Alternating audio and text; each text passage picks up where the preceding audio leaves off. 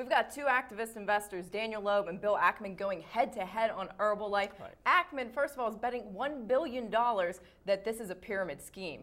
Is he onto something? Well, look, I've had Michael Johnson on Mad Money many times, and they, by the way, they continually made the numbers. That's completely lost in the shuffle. Right. I want to advise people that this is, when you have two high-power people like Dan Loeb, very respectable, good manager, and Bill Ackman, going at each other, you can't get involved. There's the mechanics of the market don't let you. There's going to be short squeezes. There are going to be guys saying negative things. You're going to get blindsided. What's the worth of the company? My friend Herb Greenberg has a very good documentary right now on CNBC.com, and he and I talk multiple times a day, and I think his thesis that perhaps this could be like the for-profit education companies where they get scrutiny and they get scrutiny and they scrutiny, and then finally people stop signing up to be potential distributors, and maybe the customer starts thinking, wow, I don't know.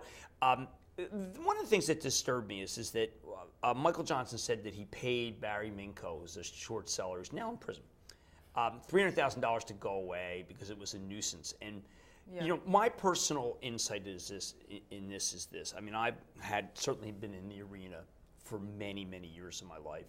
And when someone says that your honor and your integrity is on the line, then you got to be like Stuart Miller and Lennar. My friend Jeff Sonnenfeld reminded me of this today. Lifetime friend, Yale professor, fabulous guy.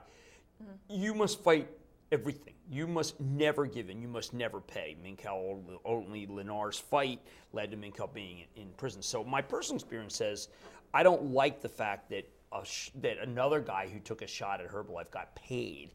Yeah. But I think that people in general should not be involved in this situation. It's too difficult.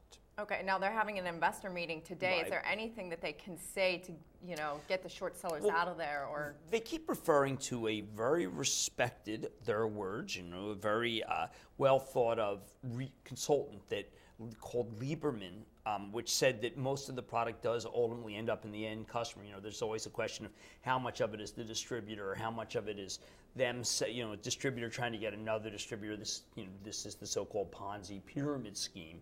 The pyramid scheme that Ackman mentions, and you really need the government to determine what is and what isn't. So, I mean, your end game here is not necessarily that people stop using the product, because that's a big global product.